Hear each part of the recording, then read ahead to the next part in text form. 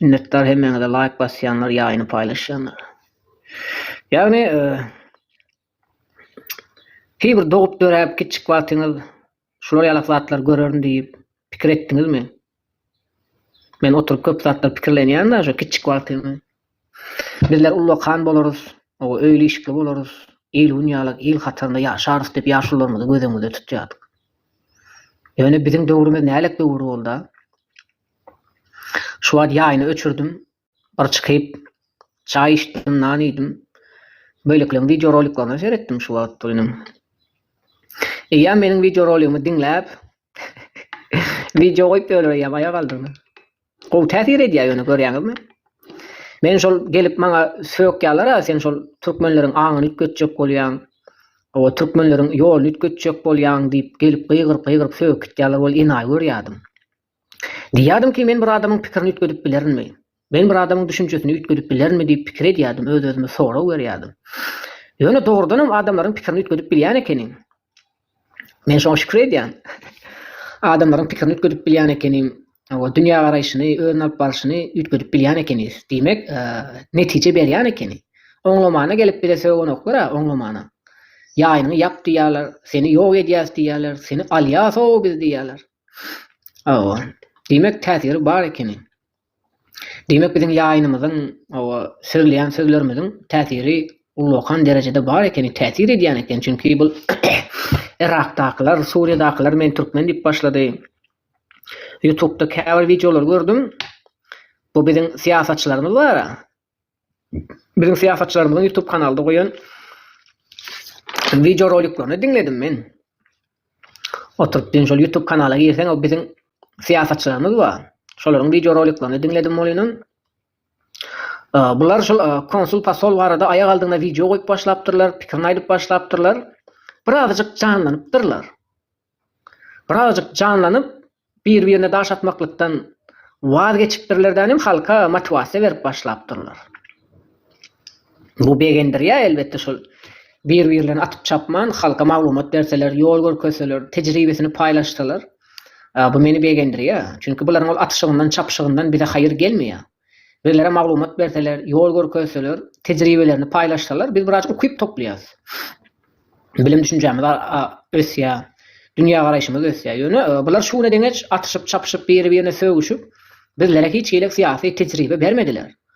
Ýöne indi goý videolar goýup başladylar, pikirini aýdyp başladylar. Köpüsi ýetek etdi. Köpüsi de goý maglumat berip başlady. Meselem o Halmurat Söýünov tanýaňyzmy, tanaňyzokmy bilem okulyny. Halmuradaga diýip bir ýaşuly bar, Halmurat Söýünov diýerler. Meselem Sähraguldy peýdam gelýär käwagt meniň ýaýnyma. Halmuradaganyň oturup videosunu dinledim. Gowzatlar aýdypdyr ekeni.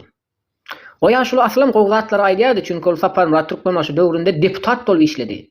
125 sanak deputatyň birisi Halmurat Söýünowdy. Ýani Saparmurat Türkmenbaşynyň ýanynda goşga aýdyp berýärdi.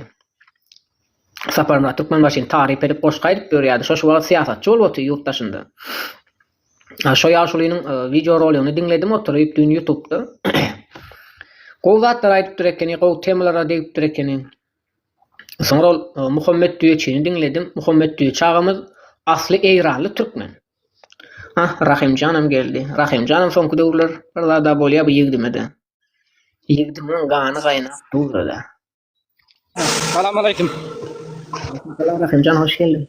Hoş bulduk. Biz de şu gün işi halat ediyoruz. Hayırlı. Şu gün diniyoruz inşallah. Ahir gün şu gün. Şimdi kurbanlık geldi. Kurban bayramı. Kurban bayramı geldi. Kur'an-ı Kerim'de geçecek ki Ibrahim peygamberi müşrikler, kafirler putları döwen üçin neme diýär? O Nemrut bilen şol odatmak isleýär bilýän. Soň biziň şol Ibrahim peygamberi ýakmaz odat, ýakmaz isleýärler. Ön Allah taala bilen Ibrahim peygamberi ot ýakmaz. Müşrikler, kafirler, butperestler Ibrahim peygamberden gorkýar we Ibrahim peygamberiň İshak ve Yakup diyen oğlu bolýar. İshak ve Yakup. Indi bilemem şo İshak'y gurbanlyk kesmek üçin näme alyp gitýär, dağ alyp gitýär. Şonda Ibrahim peýgamber öz ogluny gurban etmekle üçin ýatyryp eline bıçak alyp damagyny çaljak wagty Allah Taala'dan bir goç gelýär. Şonda Ibrahim peýgamber goç kesýär. Ogluna derek Allah ýolunda goç kesýär. Ve şeýdi gurbanlyk gelýär. Gurban bayramynyň bellemekliginiň manysy şu Ibrahim peýgamberiň Allah ýolunda ogluny gurban etmeklikden Allah alyp galýar. Diýär ki sen Allah'a iman edenlerden diýär senin yüreginde, yani yürekden geçenleri men bilýän diýär Allah Taala. Şonuň üçin şu ogluny gurban etmeýe goç kesýär. Şondan soň bu biziň däpde sormyza öwrenilýär. Bizler gurbanlykda Allah'a olan imanymyzy bildirmeklik üçin, garyp gasary, ajy doýurmaklyk üçin gurbanlyk kesýäs. Ýöne gynansak da häzirki wagt halkyň ýarsyny baý etdiler, ýarsyny garyp etdiler, göz üçin ajy doýurup reklam etdiler. Yani göz üçin edýärler häzirki wagt gynansak da buny çünki şan şöhrata öwürdiler gurbanlygy. O da elbetde gynandyrjy doganjak çünki bu gurbanlyk diýdik, sadaka diýilen zatlar göz üçin edilmeýär, Allahyň razylygyny gazanmaklyk üçin edilýär. Emma indi hemme zady göz üçin edýärler. Mekke Medine gitseler özleriniň videosyny çekýärler, suratyny çekýärler, Türkmenistana gelip süýtgorçylyk edýärler, halkyň hakyny ýýärler we islam dinini halk köpçüligine ýigrendirýärler. Bu zatlarym ýöret edilýär Rahimjan.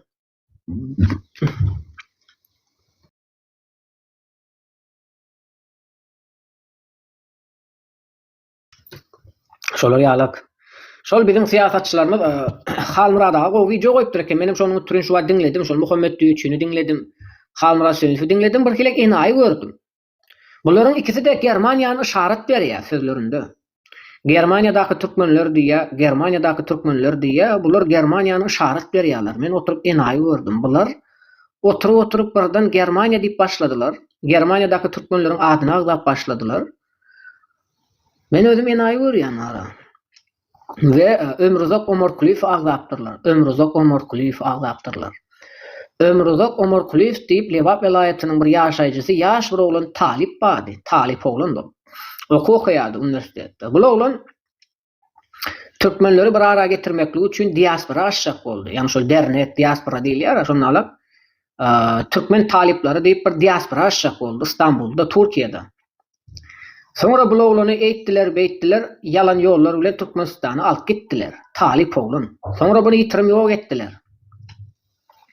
Häzirki wagt şol siýasatçylar Germaniýany işaret berip başladylar, Ömrüzoň adyny aýdyp başladylar. Bular bir zada işaret bermek isleýärler, bilemok, näme işaret bermek isleýärler, näme nam ýok bermek isleýärler. Bir zatlar bolýar öýle bu siýasatçylaryň arasynda. Çünki eger şolar siýasatçy bolsa, politik bolsa, birazajyk akıl düşünjesi bar bolsa, bilmeli ki türkmene hiç kim gurama açyp bermeýär. Türkmenlere diasporada açyp bermeýär, dernege açyp bermeýär we açylan derneklere türkmene hyzmat etdirmeýär. Bular onu bilmeli eger siýasatçy bolsa. Çünki türkmenleri ýok etmeklik üçin, din imanyny terk etdirmeklik üçin dünýä ýüzi göreşip oturýar. Ondan bular bilýär, demokratlar, kommunistler, o köp hudaýly Çinler hemmesi türkmeni ýok etmeklik üçin tuzak gurup elinde barny edip oturýarlar. Kerim amin. Siz gurlar beriň. Mana täze gelen doganymyz, agamyz bulam gurlar. Men sizlere dinläp oturjak. Ýöne hekim ýaňy diýdi, Akmaraz aýtdy, olaň ýaýynyň aşagyndan baryp aperin aýdysyň diýdi. Ýöne men Kerim ağa ýöregimde bir giden dertler bar. Bizleri şolara baryp mejbur etdiler. Näçin sen olara mejbur bolýasyň diýip aýtjak bolsaň sebebi meniň öz dilime, türkmen milletime hyýanat bular etdi. Bugun kunda meniň birjek şu aşagyndan aperin ýa-da laýyk ýazypsyň diýip meniň nämeme orta çykarjak boldy da. Men öz milletime näme diýin? Biz millete bolup duran dolum Awganistan içinde az däl. Olar bizleri Türkmenistanda bolsa, niýde bolsa, bizler olar Rus, soňra Çinler biz türkmenlere ýöne silmeklik üçin dolum etdiler, ýöne silip bilmediler. Biziň taryhymyz dünýäde bir belli zat. Türkmen ýok etseň dünýä ýok bolar. Türkmen hiç kim ýok edip bilmeyjekdir. Sen näme diýmek istediň? Men düşünüp bilmedim. Mana bir düşünükli jaýdyp berem. Indi özbeklerden biri bir ýaýyn paýlaşypdyr. Türkmenler özbekler arada. Mesela açykça gepleýin. Soň men o aşagyndan baryp ýaňy Akmaraz siziň ýaýyňyzda ýer görkezdi dämi? Gördüňiz-de öýdüňizde. Sen diýýär şonu näme üçin aşagyndan baryp kalp atýaň diýär. Ana şonuň üçin. Assalamu alaikum wa rahmatullahi wa barakatuh. Bizim aramızda bir giden düşmanlar kan, qaýty birini aýtjak. Ýöreklerimizde dertler kan.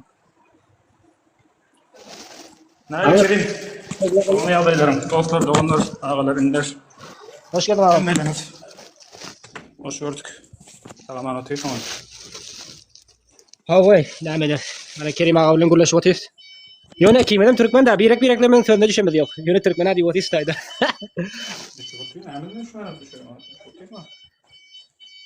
Ne düşme düşüyor da ýöne sen garaşdyr.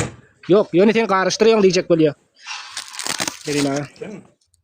Ha, Mesela- sen Ondan bu wagt ýa. Sen ana şoňa meňdeşler getiriyorsun da mesela. Kimem beni örmem aşağıdan. Şoňa täsen galyptyn ýandan bäri. Men aýtjak bolsam, men bakın, men açyk-açyk geplerin şurada. Biz türkmenlere dünýäniň ýüzünde niýete ýaşasy şonda ýaşasyn. Bize bolan zulümler az däl. Bize oda Rus, soň Çin biz türkmenlere zulüm etdi. Bize taryhdan silmeklik üçin. Ýöne silip bilmediler diýip şonu aýtjak bolýan. Sag bolun siz diňläle. Abdurrahim sen nerede näçe ýaşyň dödün? Men özüm Afganistandan men siz diňleýän bir azajyk işim bar. Soň sizler bilen hem töhbet bolar. Yok, benim sen dinledim de sen indi bir hileler geplerin bir düşünüşlük däldi meselen. Benim hayran galýan bir. Bazen kanaldan çıkıp gidiyorsun da mesela. Bilen bir nemeden çıkıp gidiyorsun yani. Sözleri ötküdüp başka hilere. Endi sen Ýakşaýdan zulüm boldy diýdiň o wastada. Bir daha da ortağa koysan şonun delilini, delailini bir daha da hem ortağa koyma. Aynı zamanda mesela şunu ispat etmek zorundasın da mesela. Bir ispat geplesen bolma da. Subut etmeli bir daha da. Aysan şonun subutunu hem aýtmaly da. Meselen sana karşındaki sen dinle oturan adamlar kanaat getirsin şoňa. Doğru değil mi? Ama sen bir yöne dukçip daha etip oturuyorsan hiçbir düşünüşlük daha getirin. Siz bir düşündiriň, siz bir zada düşünýärkeňiň soň bilen gepiňe ýaraş jogap beredi. ýaşaýanda agam. Son için soradım ya şoğlan de bir tema var şu temadan da çıkmalı. Sen Çin dedin Çin sana zulüm etti dedin. Sen ömründe Çinleri gördün mü mesela Çin aylar ömründe gördün mü? Ömrün bol. Ana sana doppa doğru soru şu. Şu millet bilen bir salam alik bolup gördün mü mesela? Oturşma öğrenip inler. Oturşma öğrenip. Şoň bilen şu sıfatı ne? Şu näil millet hasiyetleri nämesi näme? Yok yani etmem mesela. Bir daha da bir näil diýen bir türkmençilik etjek diýem soň şol türkmençiligiň soň ziyan bermeň için etmem mesela. Endi börde sen soňjak bolýan adyň şol bir Akmurat diýen men eşitdim onam diňläp otyn aşakdan. Akmurat diýdi sen diýdi ödebeklerin bir hili videolaryna zatlaryna olam türkmenleriň hylafasyna karşısına geplen videolara yaşalan çıkış edenlerini barıp soň aşağına aferin diýip ýapdyň. Şoňa endi sen özüňi ýuwjak bolýarsyň mesela. Deliline getirjek bolýarsyň. Şonu näme üçin etdiň diýip sorýardy.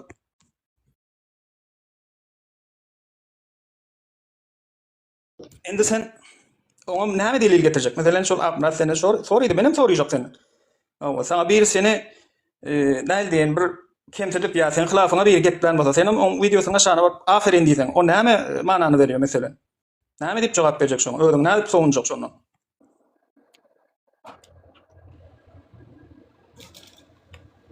Ýaşlyk edýärler, agamjan bular ýaş. Atol Bilýän. Ýaşlyk diýerler. Soň yani men özüňden haýyş bir hili nemeleri şunu ýana köpleşiň içine şöyle çykardyp daat etme senem haýyş mesela. Zarar berýär. Gidip oturan hareketlere daha da şunu ziyanı yetiyor da. Bular ehsasatım iptadamın ana endi iki hili adam var da mesela. Bolup biliyor menem belki cahildirin doğrudur ama cahil kanat bersen cahile kanat berip bolýar. Son şu jahilin içinden bir beşuur bolýar. Beşuura bilýänsiň abi şuur diýip bir zat bolmaly adamda. Bir jahil bardır, bir beşuur bardır. Şuursuz geplemelder, şuursuz geplemelder mesela. Jahil adam näme bilmeýän adam. Bir zatdan habary ýok. Oňa diýen jahil diýersiň mesela. Menim köp zady bilem ýokdur, köp zatlarym jahildirin. Ama şuurum bolsa, şuurum bilen hareket etsem, şonu biljek bolsam, şuurum bile bilmeli. Bir şuur bolmaly da adamda. Tadyma ruhsat berjekmi? İki hepde bolandyr. Men Rahima jaň etdim WhatsApp'tan. Rahima jaň etdim. Rahim diýdim, sen diýdim, her kimiň ýaýyna girýän diýdim. Kuşdan tutýan, kaloşa geçirýän, kaloşdan tutýan, egneşige geçirýän, ýagny guruluşy oturan temalarna üstüdýän diýdim. Depter ruçka hakda guruluşy oturan bolsa sen diýdim, tutup gidýän sumka, janty, ol bul garym atmaýdy. Dedim ki haýsam bolsa bir temadan tut. Sığır hakda guruluşylýarmy, getirip iti sokma. İt hakda guruluşylýarmy, getirip düýäni sokma. Ýagny näme hakda guruluşylýarmy, şo tema boýunça git we alzarama, gystanma, ýagny ýaýynlaryna girip, bu gystanyp bir gepleýär da gözen getirip görmeden soň maňa jaň etdi. Awurly boldydım, gystanma dedim. Mine meselem şu wagt özbek temasyndan girdi, Hataýa geçip gitdi. Çinler No. deyip gitdi. Indi Çin Türkmenler kimse yıkıp bilmez. Esasatda duygu bilen hareket etsen, duygu bilen hani iksam ölçekte olmalı. Duygam gerektir yerinde. Ama duygu senin aklın önüne geçmeli değil.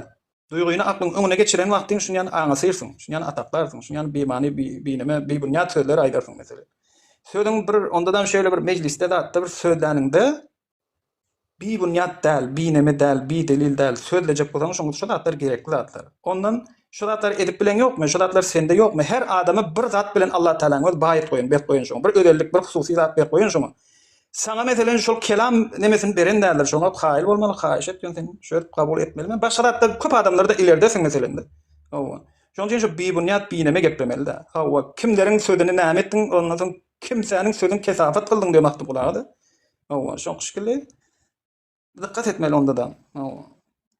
Dummanynan bilmeli bazı yerlerde, bazı ýagdaýlarda. Ol bir ziýany zat däl, heýjanlanmaly däl, joşmaly däl. Ağam indi neme deli? Bunun yaşlygyna bereli ağamjan. Bunun yaşlygyna bereli, kany gazmalygyna bereli. O maňa da gelip gygyrk edýär. Ikimiz türkmen olup birek bire düşünüp bilemiz ok diýär. Men düşünüp otdym, ýöne senin saýhatly geplemeň isläp otdy. Çünki özbek diýen bir milleti getirip goşdukdan soňra Çine gitme. Araba Hataýa ýene gara öre gitme. O ak bir adam şondan, ak bir adam bolgun meni ýaýynda gürleşip otykaz, gygyrp meni ýaýyndan atyp gowerdi. Soňra da gelýär danym agam meni bagyşla diýär. Men aýdym, etdiň ötünç sorama. Etdiň ötünç sorama. Yaş olanlar köpse yaş olan. Yaş men bilip otdy, şonu bilen ýaşlygyna berýän. Ýöne men bulara WhatsApp'tan jaň edip aýdýan, öwredýän diýän ki, bak meniň ýaýynyma gelende özbek diýme, çünki Türkmenistanda bir giden özbekler bar. Olar jany ýanyp otyrlar. Mesela bari harekete geçirip bana düşman etti. Çünkü Türkmenistan'daki tüm özbekler, Tatarlar meni ýigrenýär şu wagt. Olar özüne teke Türkmen diýip ýaşap otyr Aşgabatda. Olara men adam aýtdyrdyk koýda. Mesela bu içki sırları bilmeýär. Mesela maýdaly özbekden bir kowmy şahmat etmek isleýär. Bunyň ugry ýoly bar. Çünki oturda pikir edip gör. Şuny deňe ses çykmadyk millet, men Türk diýmäne başlady. Yani olar bize meňdemäne başlady. Sen kime meňdejek bolýan? Nädanyň görgüsi olar agdamak. Goý olar bize meňdesin. Biz Türk diýsin, Oğuz diýsin, sen begen gaýta, sen öňe ilerle. Doğru değil mi ağam? Doğru. Metahan geldi, Abdülneme geldi. Bulara da söz vereli. Bular näme diýär? Hoş geldin. Buyursunlar, hoş geldin. Tak, indi Abdulrahimcan doganjyň söz sende. Sonra Metahan ağamyz bar ne? Metahan, haýsyňyz söz alýany?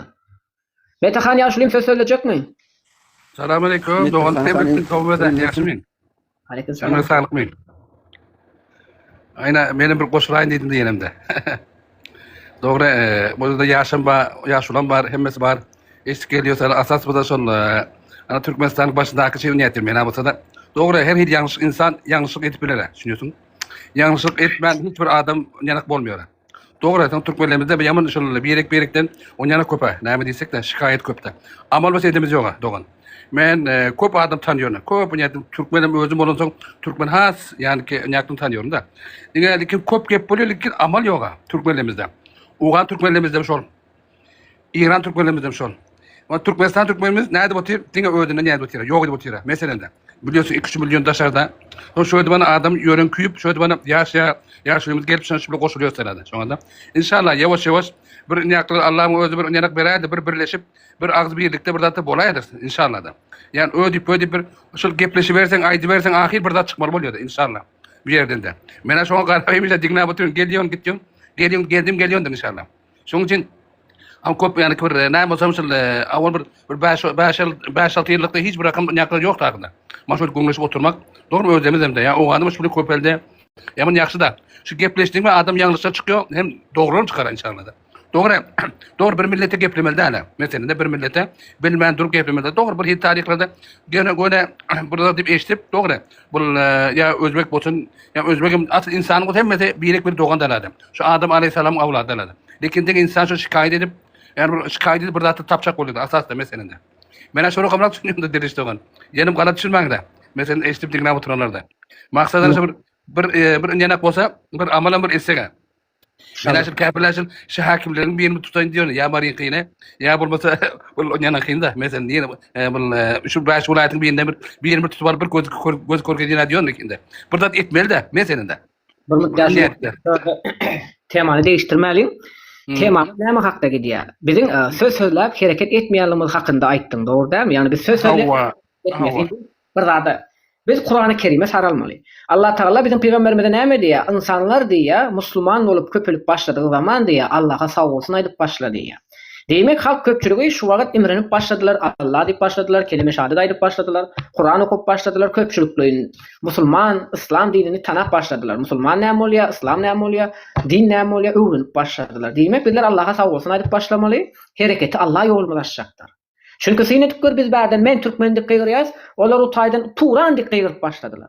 Biz bärden men türkmen dip gyrýas, olar utaýdan biz türk bizler dip öz milletini inkar edip başladylar. Biz dünýä ýüzündäki adamlara öz milletini inkar etdirýär we hemmesine men türk, men musulman, men türkmen diýdirýär. Sonra la ilahe illallah Muhammed Resulullah diýip Allah Taalanyň İslam dinini yer ýüzüne ýaýýar. Ýani bu zatlar boljokdur. Siz alat etmeň, icraat gidip otuy. Irak'tan ses çıkıp başladı, Suriye'den ses çıkıp başladı. Bugün kun bunlar Arap değil, men Türk deyip başladı. Demek men Türk diyecektirler, men Türkmen diyecektirler, la ilahe illallah Muhammed Resulullah diyecektirler. Bunlar gidip otuy.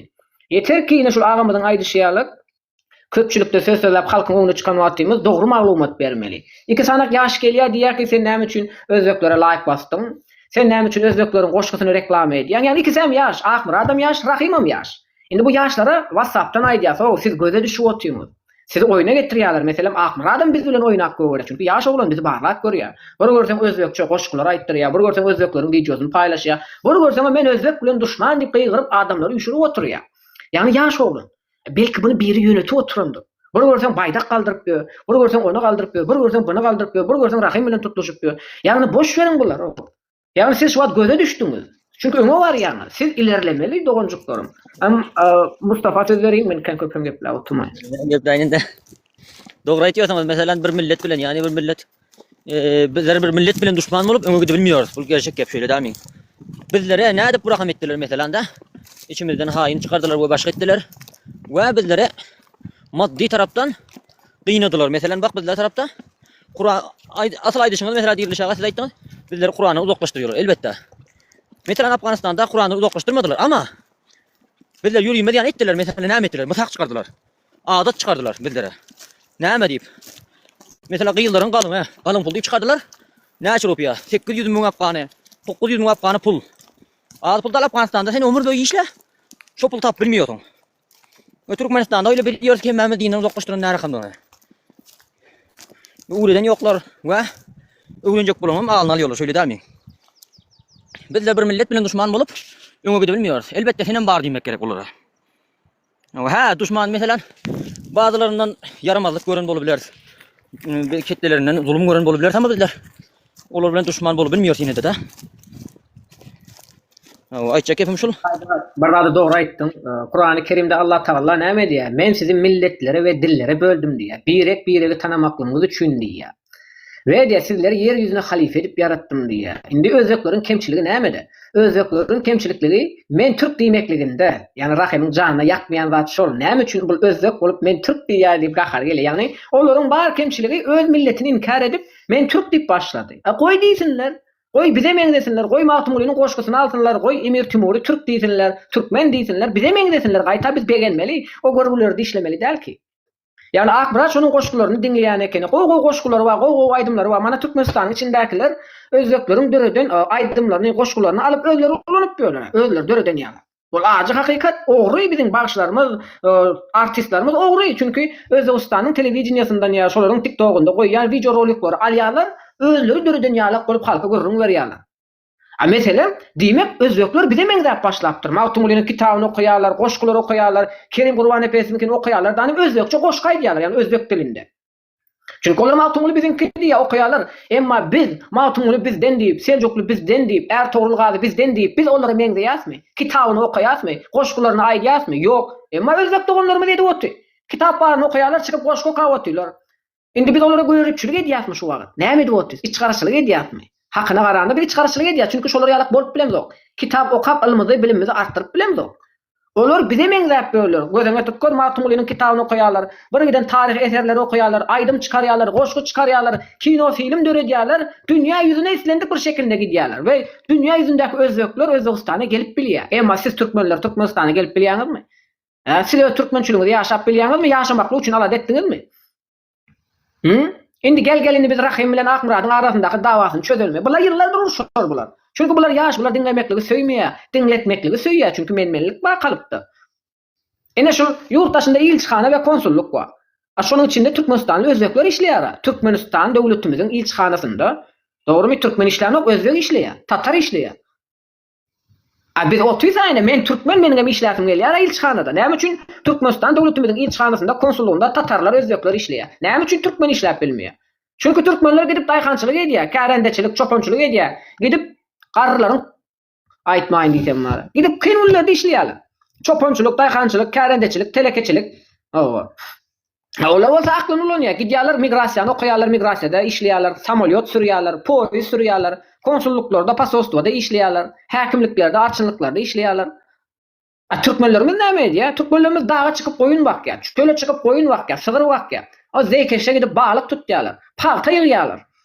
Ekrançylyk, daýhançylyk bilen meşgullanýarlar, telekeçilik edýärler. Türkiýe gelip göç süpürýärler. Ve gadancın haramı olmaz deyip önlerine göwünlük beren bolýarlar. Garyplyk Allah'dandır deyip Allah'ı günahkarlayan bolýarlar.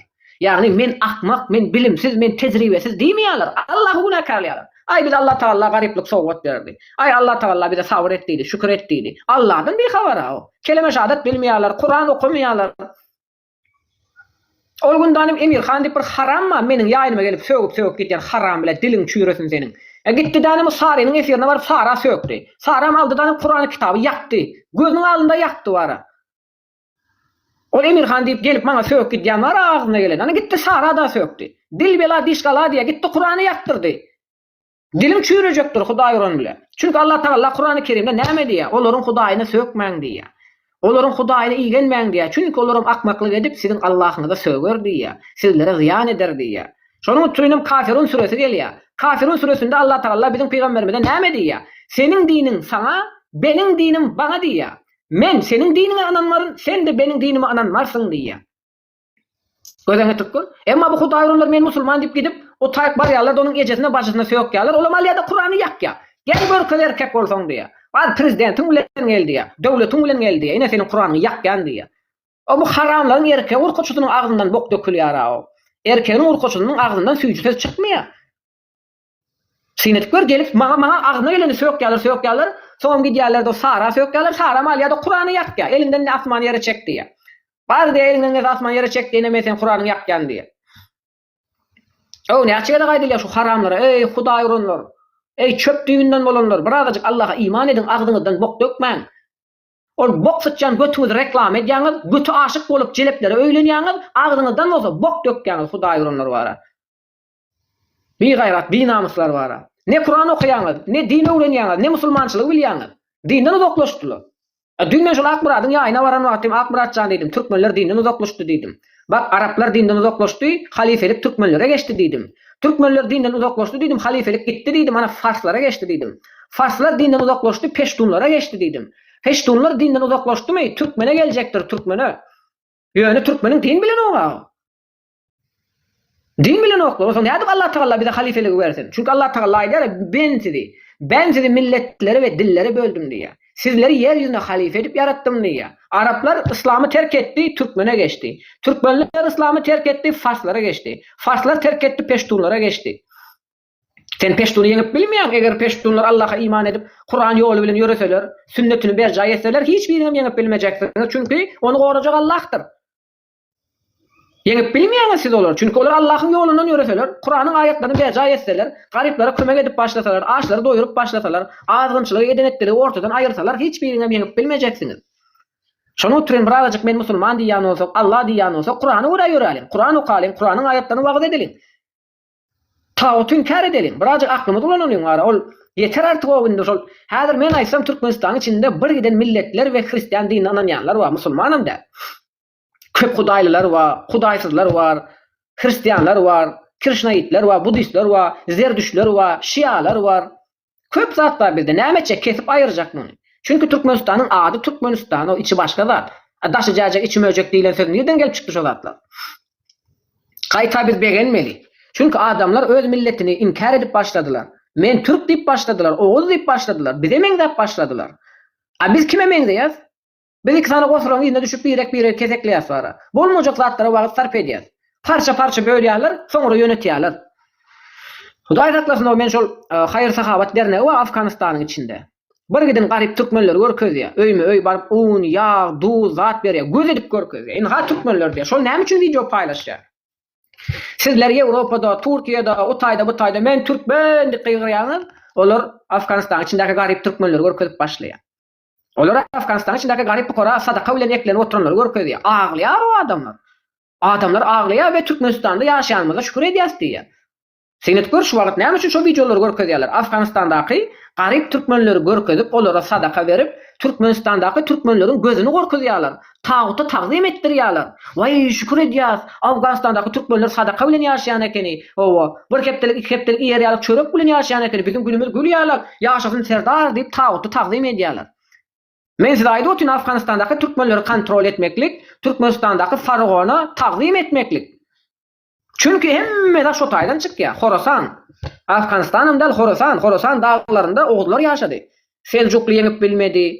Emir Timur yenip bilmedi. Çingiz Han dağı yenip bilmedi. Bu Farsçıyalar yenip bilmedi. İnglisler yenip bilmedi. Amerikanlar, Oruslar hiç yenip bilmedi. Sizi kim yenecektir? Sizi sizden bolanlar yenecektir. Çünkü size berde men Türkmen diýip gygyrýaňyz, olarym sizin garyplaryňyzy görkezýärler. Siz maňa görkezin. Afganistanda özbekleriň sadaka alıp video rolini paýlaşyp gören özbekler barmy? Afganistan içindäki ýaşaýan özbekler, hazaralar öz garyp özbeklerini görkezip videosunu çekip şolara sadaka berip şolara görkezip gören barmy? Mana Dubaýdan, Türkmenistandan sadaka geldi diýip sadaka paýlap gören özbek barmy? Blogeri, TikTokeri. Hani siz maňa aýdyň doganjyklaryň Mustafa Sösende? Vallahi bilmedim ben. Yani görmedim ama tek tük olabilir ama yani ayda bilmiyorum ki o rakam köptür deyip. Çünkü gariplik hem yere İran Afganistan'da bari yani. O basa. Hoş. Türkmenler hem garip. O başka milletlerde de var. Ama Türkmenler ne rakamda? Garip köp garip düşüp dur. Bu bir gerçek zat. Mana men öyle böyle çopanlık edip yiyorum. Köp Türkmenlerim çopanlık ediyor. Ne için? Bizler okuymadık. Hatta bizlerin obamızda bir çık. Nemi var? Mektep var, gıyr mektebi betçik. Ketteken ulus varlık yani bir ilçe bolup dur. Näme üçin bizler okudamız ýok şerim görýär şunu. Gıyırlarımız okutmany. Bu bir gerçek gep. Gerçek gepleşmek gerek yani. Yani şöyle metahanalar, metahanalar men siz bir ýaşly adam, ullukan adam, ýene siz internetle görüp gören adam. Hiçbir Afganistanly özbek barmy? Öz garyp özbeklerini sadaka paýlap, video çekip düşürüp gören. Yok, Özbeklerde yoga. Diňe şu Türkmenlerde bar ekende. Habarymyz bar. Ama dogry Afganistanda gaty hiç bir adam iş ýok. Şimdi dogry bir näme talyplar ýaxşy ýol, lekin adamlarda hiç gaty iş ýok. Onda bizden bu Türkmenlerde has bir ýana gynraga. Eger şu taşa ýurtda eger bir işleýän bolmasa, yaman agyr ýa güllerde. Habarym bar yani ki. Hem köp iş ýor yani. Hem işe niýet kelip dursa bolsa bir aşrakym kömekle ödem niýetim pesrak bolandy. Düşünýärsiňmi? Eger ha awallar bundan bir 50 ýyl awal bizleriň türkmenlerimiz has bir işde. Näçe meselende 78'den awal bir näçe tane millet vekil bardy. Bilýän bolsaň şu Uganda türkmenlerimiz hatda özbeklerde hiç ýok da. Hani uruş bolsa biraz özbek kowum başga milletler näçe çykdylar. Uruş bolmany soň, ama uruş bolan soň da türkmenlerimiz biraz iza galdy. Yani habarımız var.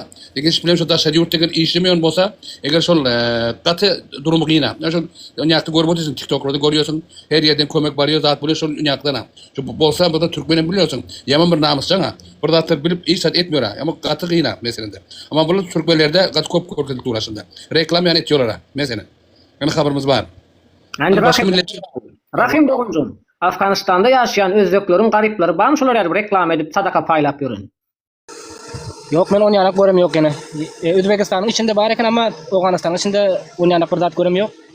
Bizim Türkmenlerimizden Afganistan'ın içinde şol Türkmen derine gidiyorsunuz. Ana şol bizim Türkmenlerden eğitim veriyor var ama Özbeklerin içinde onu yanak bir zat görmedim. Men şu videonu gör, yani şonu. Indi Özbekistan'ın içinde de Afganistan koyuldu. Afganistan son gitmişler. Sözümü bitireyim, salat edeyim sözümü. Evet. Ol dernek kaçan döredi, kaçan başladı? Men onu izarlap gelip oturdum. Kaçandan beri? Ol biz Türkmen, biz Musulman deyip başladık. Türkmenistan ve Afganistan Türkmenleri dogondur deyip başladık. Ama öyle bunlar dernek açtılar danim Afganistan'daki garip Türkmenleri görkezip başladılar. Näme üçin? Türkmenistan'daki Türkmenlerin gözünü korkutmak üçün, Gurbanullah'a tazim ettirmekle üçün. Düşündün mü? Asıl büyük mani bu. Çünkü Türkmenistan'daki Türkmenler sizi görüp şükür etmeli. Kime şükür etmeli? Allah'a değil, Gurbanullah'a şükür etmeli. tağuta taqdim etmeli. Çünki sizin ayallarınızı, kızlarınızı, garry ýaşlaryňyzy görkezip oturlar. Mesela ben onu goýulan iwiçki bir hepdesine ýeter iwiçde. Bir hepde diktoriýa ununy ýaňy suwy. Oradan bir hepdelik sadaka. Ne olur tawasynda taňry ýaltasyn. Bu hatda näme? Sine diýen bolsam, Türkmenistanyň içindäki haýyrsewer adamlar tarapyndan dikkatle ýaly. Giriş abi. Men size bir zada deyin. Indi bizim Türkmenistanly haýyrsewerler adyny aýtmak islemedik diýip Türkmenistanlaryň adyndan Afganistandaky garyp gasar türkmenlerimize kömek eden bolup görler. Bundan dünýä ýüzüne görkezip görler. Türkmenistandaky türkmenleri bolsa Allaha däl, Gurbanula şükür etdirip görler. Gurbanula arkada bize gowşer edýär, bolelin saklaýar, ana şeriat, ana Afganistan, ana Taliban, ana musulmançylyk näme? Musulmançylyk açlyk, şeriat açlyk, ana gıtçylyk ýeter ýetmezçilik diýip siziň üstüňiz bilen şeriaty ýigrendirýärler. Aslında bular size düşman. Türkmenistan'ın şu an hükümeti, Afganistan Türkmenleri düşman. Çünkü sizleri garip edip görkezýär, aç edip görkezýär, bilimsiz edip görkezýär, Türkmenistan'daky ýaşaýan Türkmenlerin gözünü boýaýar, özüne gulluk etdirýär, özüne taqdim etdirýär. Mesela Türkmenistan'daky mollalar, müftüler näme diýär? Näme? Demokratik dünýäwi döwletimiz bar. Arkadagly serdarymyzyň jany sag bolsun. Aç gelip gören barmy? Kim aç gelip gör? Ana planyny oýuna bardym, eti ýoty, gowurmy ýoty diýär. Ana Afganistandakylar göreňiz okmy diýär. Seni diýäňizmi? Aslında sizi reklam etmeklik, gariplaňyzy görkezmeklik, olara sadaka paýlamaklyk, Türkmenistandaky türkmenleri kontrolda tutmaklyk, Gurbanula taqdim etdirmeklik, türkmenler sadakadan eklenýär diýmeklik. Dünýäni el alan türkmen sadaka zary boldy diýmek. Gözüňe tutgör, dünýäni el alan millet o. Dünýäni kılıçdan geçirip adalaty ýaýan millet, peýgamber ordusy bolan, musulmanlaryň halifesi bolan, döwlet gurup döwlet ýykan bu milleti sadaka zar etdiler. Sadaka mätäç etdiler. Bir döwüm çörek üçin janyny berer ýala getdiler. Pul üçin adam öldürýärler, gözüňe tutgör, pul üçin. Seýne tutgör bir näme edip oturlar. Ýagny dogonjuklarym eger oýalmasa, bu Hudaý onlara bize gün bermeýär. Pikir etip görýärmi şu zatlar barada? Rahim, jogap ber. Söz sende Rahim. Eýse, täze gelen dogonlarymyza söz sözde geplejeňiz geplen. Menem köp gepledim edýän. Ana. Evet olur. Assalamualaikum warahmatullahi. Aleyküm selam. Armuzan ayno can sama. Allahu şükür. Alo, ayno wallahi. Aşağı dinle ağamcan seni getirelim çeken o. Aydıver neme Emirhan Mustafa Gafurhan abi ayt kim söz gelen alıp gerekleşip aydıver. Doğru aýtýaň, menimçe ýaňy aýdyp geçenim ýanakdan ha.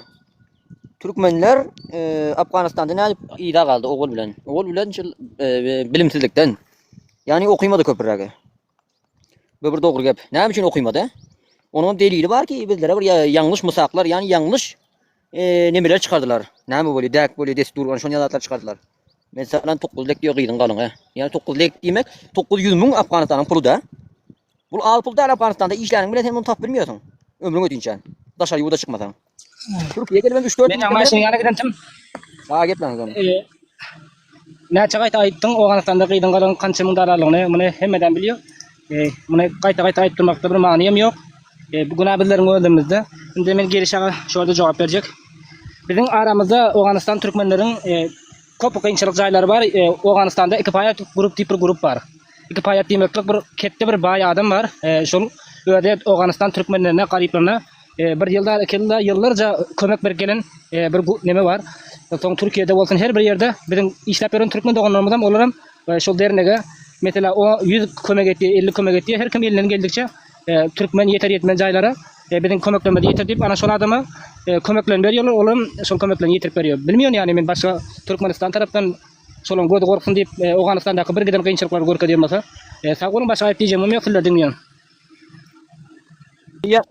Assalamu alaikum yana bir bar dostlar başlangan. Neme hamyabi dogan sen indi şol gyýyl meselesini ýangdan bären bir kege ortadan bu ýöne bu şu wagt başga bir dat düşündirip otýarda neme diýeriş, onu men düşündimedim. Ol mesele bir sen aýdyp oturan gyýdyň galyň diýdiň ol ijtimai mesele, jem yani ol senin öz içiňdäki bir mesele yani ol bir meselen onun yani sen onu ijad eden başga sen başga onu nemeden däl yani sen mesela bir näl diýen bir gözi doýmaz baýlaryň ýa bilmedim men bir kanatsız adamlaryň çykarandady. Olam da aslında Türkmende näme Türkmen göçürjek bolsaň öňünden göç alypdy. Türkmen birine uymakda gaty ökdedir, başga milletten ökdedir. Bir zat esse görse şonu göreni etmekdir. Onuň üçin ol bir neme meselede. Indi bu taýda diýerilişiň açyk gepini, onuň derin düşünjesini men özüm nemetdim. Ol dogry, menem şoň aýny şo düşünjede. Näme diýende, meselen Uganistanda Türkmenistanyň bayragyny goýan bolup bir hile ol täze tapyldy ýene ol oglan. Hoş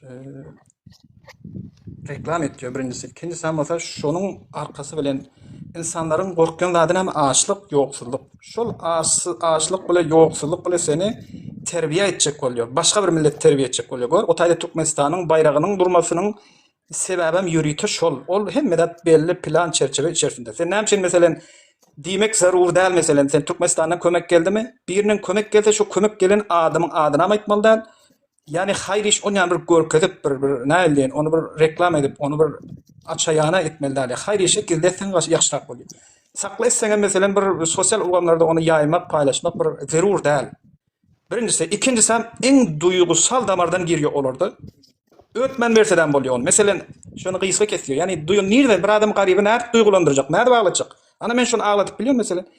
Oglu ölen bolsa, ölen oglu ne atlap näme etjek? Ýoksuzlyk geçiripdir şu halatda duş oldy mesela. Oňa sen güňlük berjek ýerine barýarsyň mesela onuň bir ganap duran ýarasyny, bir nemetkeden ýarasyny barıp ýanan gaşyp onu ganat ýörüň mesela. Yani onu mesela geçmişin nätdiň, nätmediň o zatları bildiler Uganistan milleti bolup Uganistanyň her bir milleti şorakam. Her yani özbek türkmeni ýok. Horluk gören men kabul etmesem ol meniň bir münafıklygym bolýar mesela. Uruşyň içinde bir tabii zatlar bular. Ajam galarsın, yalana jam galarsın, ölersin hem parçalanarsın. Indi mundan soňa garamaly, geçmişine garamaly däl. Meselen bu taýda bul garmamany çykaryp meselen ay o boldy, bu boldy, bilmedim men näme boldy.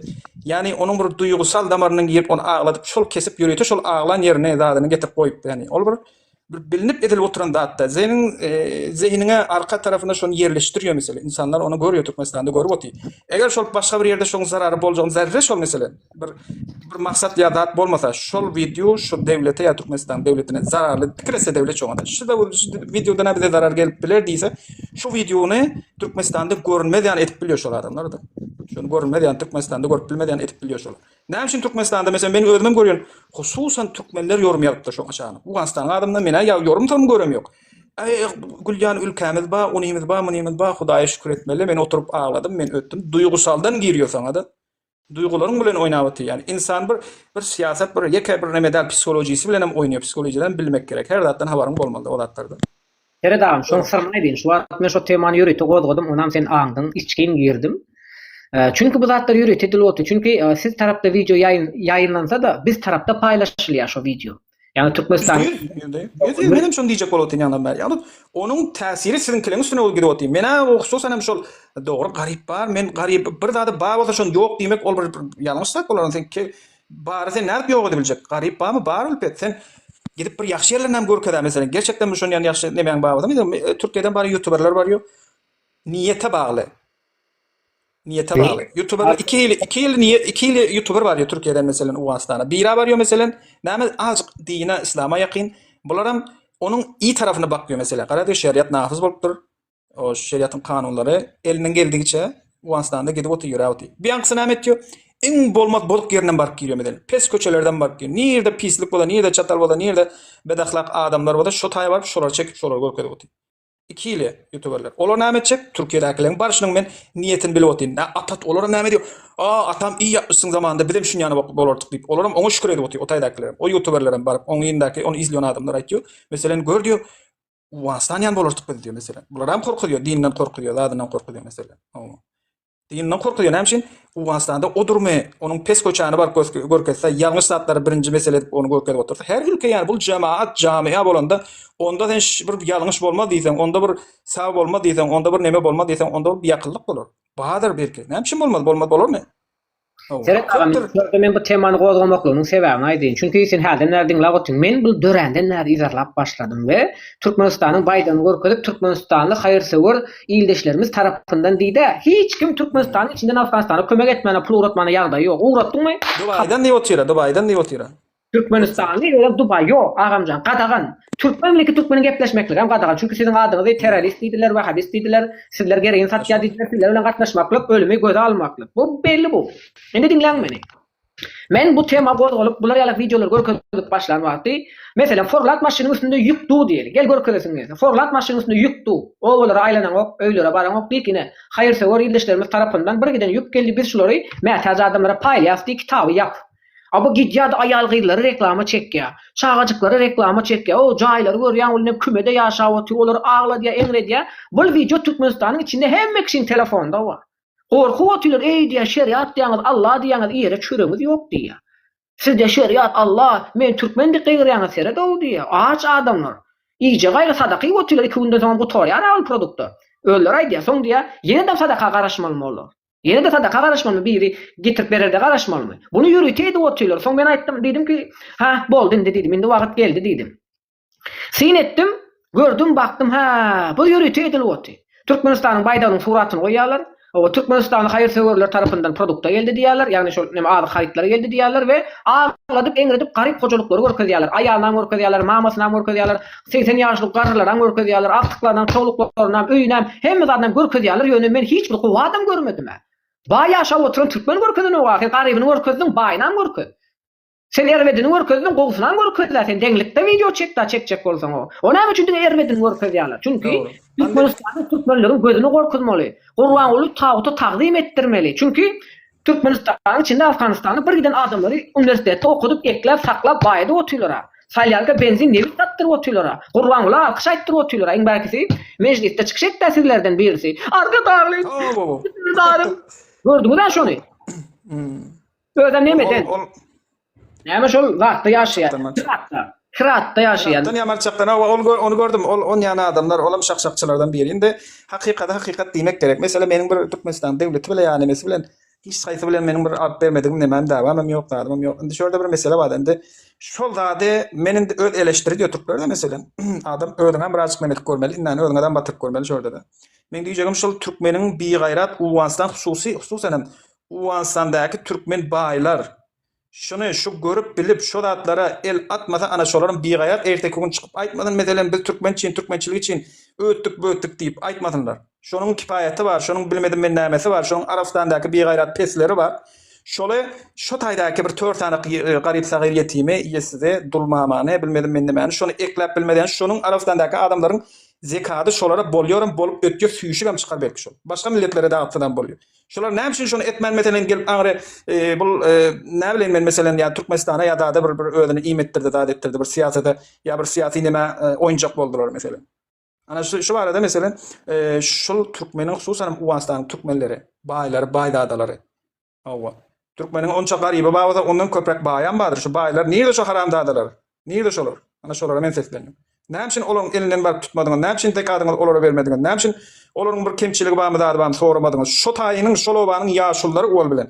Şolar näme üçin ses kaldyrmady? Baryp bir inde türkmen gepläp diýdim. Türkmeniň baýlary, badatlar bar. Şolara başvurmady da baryp meselen bir Türkmenistanyň bayragyny näme bilen? O bilen näme işim ýok meselen de. Ýani sen hiç bilenem biriň oýuna gelmeyjeksin. Gelmeli dälem. Şuna dikkat etmeli. Şol haramxorlar, şol binamuslar, şol bilmedim men indi haramxor diýişim delili şol. Sen dekady kime berýärsiň mesela Arabistandaky adamlar?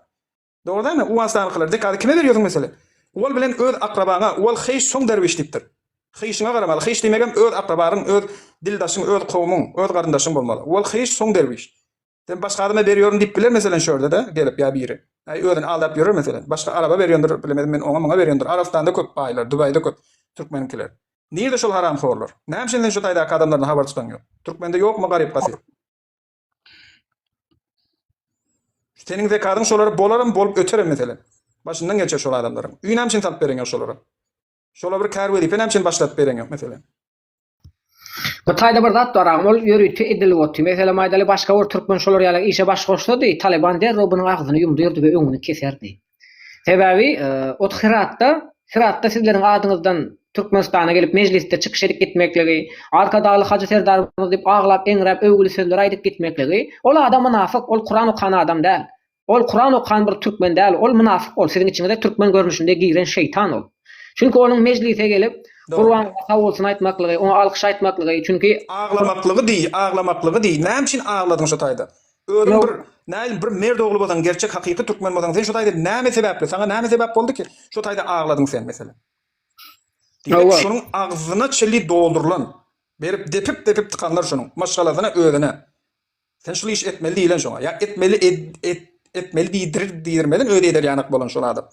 Bularyň Haram hoş. margatlary agam. Men özüm Değil badır. gördüm. Bularyň jaýlan bişen kerpiçden ullukan howullary var, içinde howuzlary var.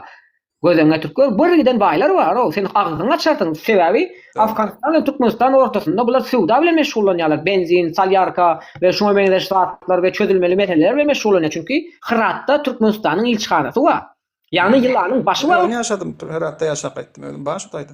Yok Ba- endi bir mecliste olan bir näme diýeň men? Sen Türkmen Uwazlanyň Türkmenleriň adyna ödüp aglap otayda ona taşşakçylyk etmek näme? Hudaýy tanzim et, oňadan tanzim et aglan göz ýaş dökeniňden. Bizim mert Türkmen adam Türkmen diýeniň mert bolmaz, mert bile tanlan.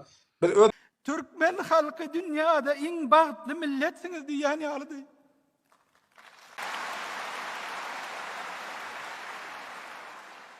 Şeýle bagtyar döwre bolsa, diňe siz ýetip bildiňiz gahraman arkadaşymyz.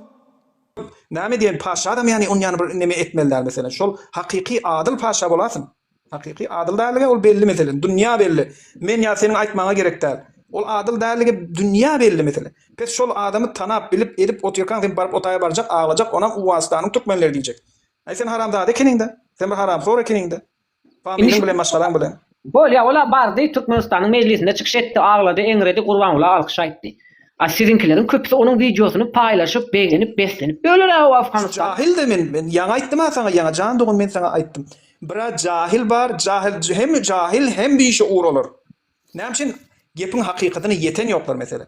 Bular hala bu Afganistanda mesela şuna Türkmenler bar, Türkmenistan prezidenti şonu ödüne hostar, şonu ödüne ki nemezi mesela arka zat yani pikir etdiyor yani zihni şonu arzu etdiyor mesela. O da ki hakikat ondan ibaret değil. Senin umrunda değil yani. Bir şuur diýişimiň delili şol. Mesela burada bilmeli wal araşdyrmaly. Mesela näme gep, näme suhun. Ortada näme bar? Şuratlar näme şeň aýdyldy. Mena utandym dogrusu şoňa bar agyşyna şoňda. Sen onun videosunu paylaşan adamlarda akıl yok mesela. Bir şuur adam men aklım men näme men görüşme şolda. Bir şuur bolmasaň mesela men ödüme şuratlar yaraşdyram yok hiç bilen. Olan biriň bar bir ülkeniň meclisinde aglap onu tandim edip ey bilmedim mi näme. Ol görünüp dur bilip dur mesela ol bir onun taşşakçylygy belli onu aýtmak diýmek gerek däl. Şimdi size yine bir zat aýtjak. Mesela Türkmenistan'da yaşayan käbir adamlar sizlere gelip söýüp gelýär, ey sadakadan eklenip görenler, garyp siz biz size kömek etdik diýýärler. Bunun manysa şol video rolikda ýazylýan kommentariýalar, şol video rolikda görkezilýän Türkmenistanyň pasaport, neme faýdanyň suraty we Türkmenistanyň hawat kömek edilenler diýmekligi. Olar şol videony Türkmenistan içinde ýaýgyn.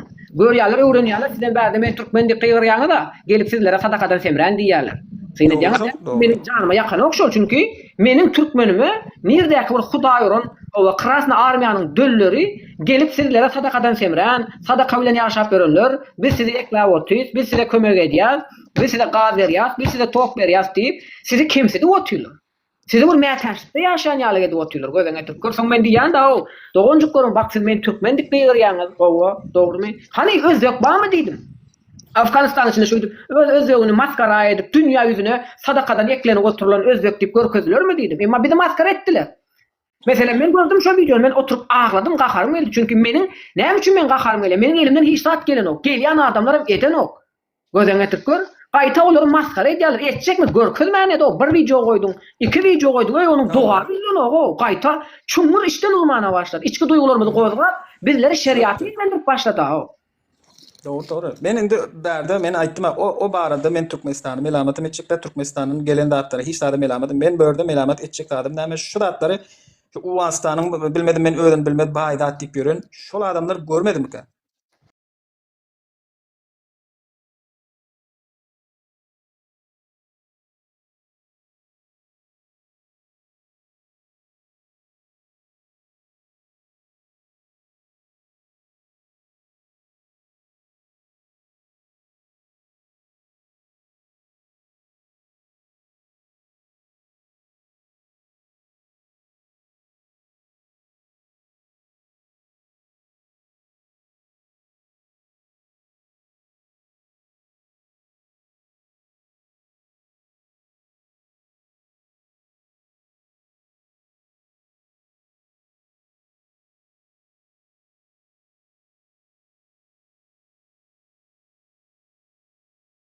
utanç şolar için, utanç şolar için. Şolar için bir näme diýen dedem Uganistany, o Türkmen gepläp otdy, Türkmenistan, Türkmenden Uganistan'da Türkmen şolarda.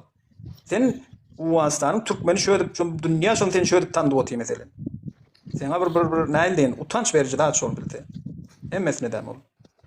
Onun hem şunu diýsen abi. Bildirmeli şonu iýe çykmaly. Şonu iýe Evet, çykmaly. evet. Ondan soň o taýda da indi görlendi. Men sana bir zat diýen. Şol oglan ba ady näme bilmýärinde peşe hordalja oglan oldu.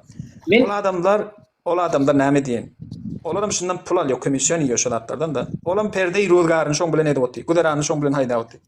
Düşündiňmi? Ol öň meselen bagçylyk bilen, bilmedim men saat bilen saatyndalyk bilen uglan tar etýän oglan top. Olam halal gazanç eden oglan däl ýöne. Men sana hakykat aýdaýyn da. Indi men näme boljak da, onu men bilemiyorum. Her kim näme bolsa öz nemesini önden sorular, öz jogapka. Indi bulan bildi meselen. Yani sosyal medyada azıcık el yeterli biliyor meselen merdemi joşturmanyn, biliyor merdemin näme diýen bir duýgusal damaryndan girmänin biliyor. Ay bildi şunda pul bar diýdi. Bulan şunda pul bar diýdi. Bolmasa men bolsam şu utanaryn şunu görkezmäne bir garryn ayal, bir är ölen dul, ondan soň sagyr galan oglan. O zatlar uruş bar ülkede, o zatlar neme bar ülkede bolması mümkin, imkanı var. Bolup biler meselen. O haýsy bir geň zatlar. Uruş näçe 40 ýyl, 45 ýyl sen uruşun nemesinin içinde bardyň sen. aýdym, seredim. Afganistan döwletinde Türkmenistanyň ilçhanasy var, Herat vilayetinde. Ve bu taýda Türkmenleriň adından gelip ağlap eňrep çykyş edip giden Afganistanly bir adam var.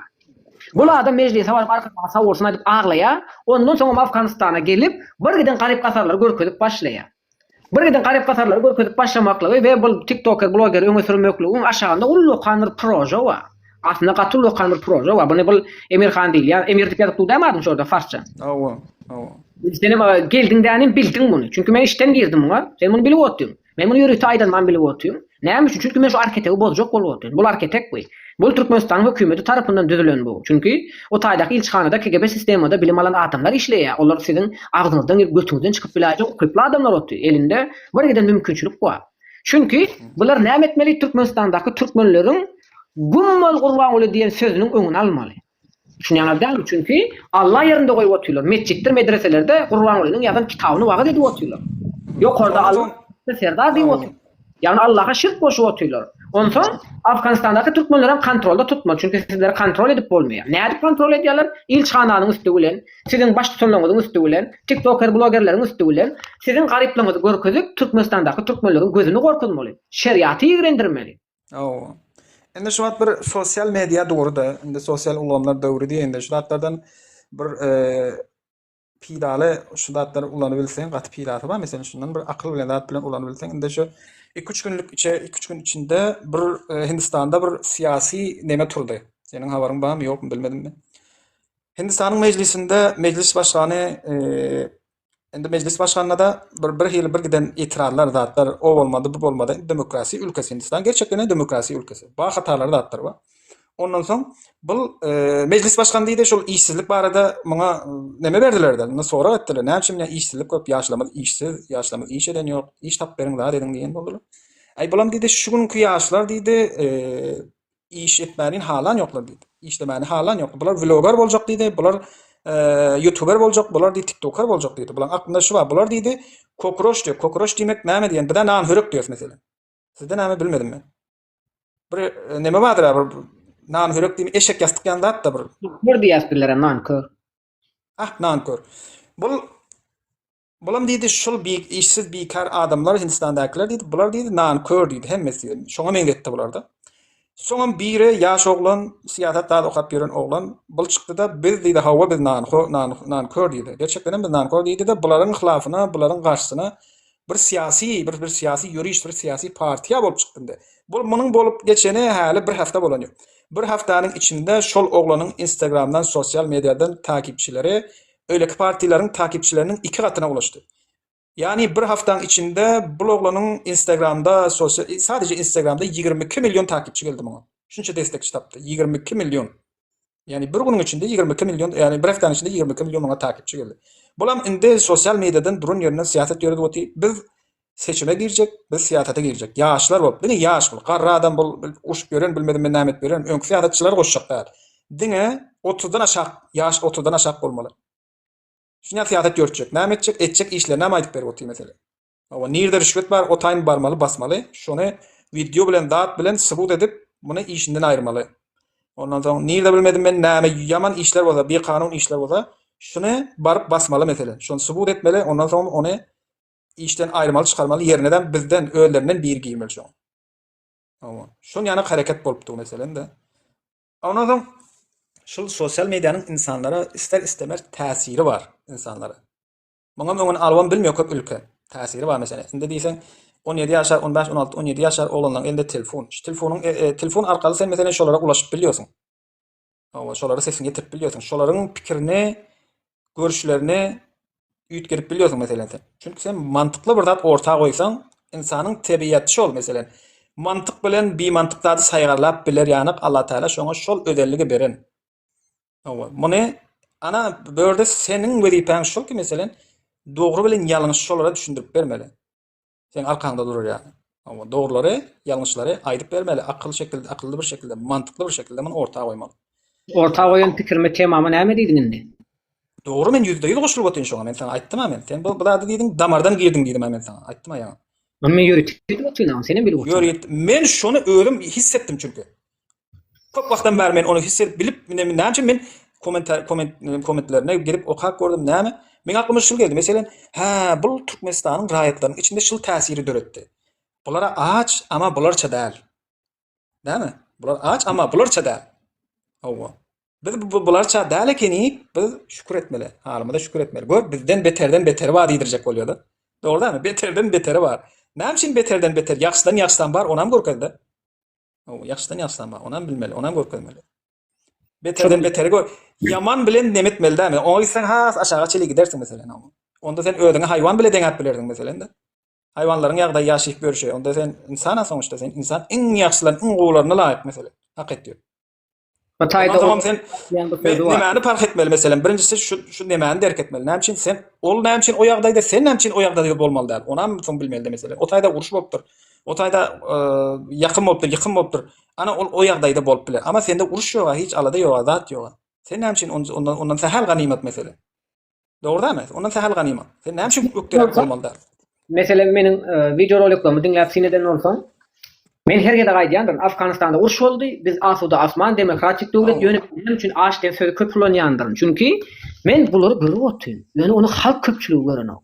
Düşünýäňdärmi? Görürüm. Men şu wagt nähili siyasat, nähili kereket alınıp barylýar, nämeler edilip otyr, onu görüp otyr. Senem görüp otyr, menem görüp otyr. Ýöne bunu halk köpçüligi bilenok, aly bilenok. Çünki matkat şeriaty ýigrendirmeli. Jeren orazylaryň çykyp şeriata sökmekligi, aýalgylar bahan etmekligi. Ondan soň biziň Türkmenistanyň içindäki ateistlaryň şeriata sökmekligi, islama sökmekligi, sarynyň çykyp Kuran ýakyp oturmakligi, adamlary dinden uzaklaşdyrmakligi, bu zatlaryň maksatynda Allahyň adalaty bar. Şu Türkmeni öldürmeklik, Allah diýen milleti ýok etmeklik. Bizim aklımızda mesela maydary men musulman diýär. Allah diýär, peýgamber diýär, Kuran diýär, bunu aklymyzdan aýryp bilen oklar. Çünki her birimiziň öýümizde farsça ýazylan Kur'an-ı Kerim bady. Hojalyklarda sonra bu kitaplary topladylar. Gadymy kitaplary terjime edip berýär, täzesini berýär, näme edýär diýip şol kimin hojalykynda gadymy ýazylyp galan arapça, farsça ýazylan Kur'anlary topladylar, bizler bermedik. Ýöne bir gerek men ýalňyşlyk goýberdim. Näle boldy? Men şol öýdäki farsça, arapça, farsça garşan diýip ýazylan ýazgy, ýani Somaliçe garşan ýazgy eken, gadymy ýazgy eken, gol ýazma öýdä. Gol ýazma Kur'an-ı Kerim bady.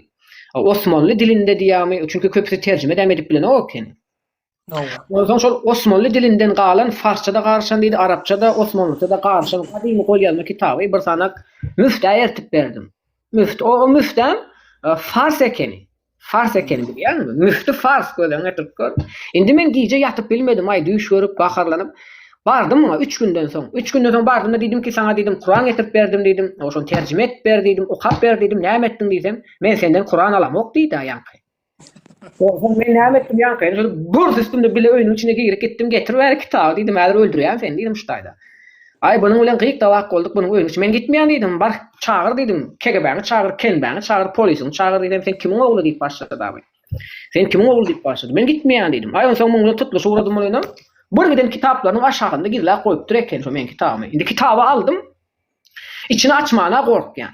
Ondan soň öýe geldim de öýe gelip gyýgyrdım diýdim ki bu diýdim kitabyň listlerini ýyrtyp alyp dur öýdýän diýdim. Oturup kitaby açyp Men o zaman öýdäkler sen şoň listini sanadyňmy diýär. Şo kitaby ertip bermekende näçe sanat sahypasy wady sanadyň diýse sanamadym da şonu bilýärmi? Şonu lükge ertip beripdim käşke şonu. Sana edenim ýaşdyryp, molla ertip beren o zaman bu bolja ekeni. Ýöne onan saň da şo kitaby bermedik o molla diýir çykmaýar şo jaýyndan. O fars eken bu. Ya türkmençe gepläp mollukçylyk oturup fars eken gören etip hökümet tarapyndan.